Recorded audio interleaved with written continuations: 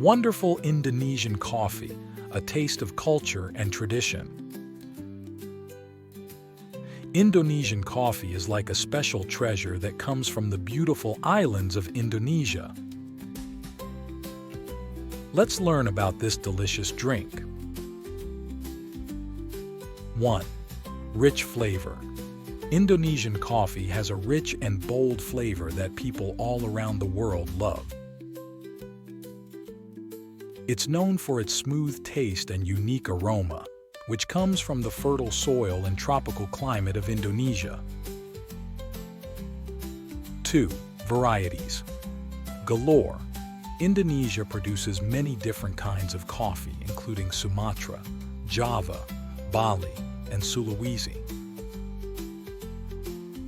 Each region has its own special way of growing and roasting coffee beans, giving them their own distinct flavor.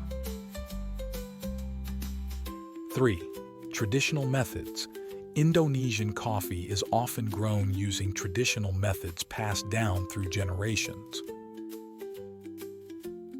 Farmers carefully tend to their coffee plants, hand-picking the ripe cherries and drying them in the sun to bring out the best flavors.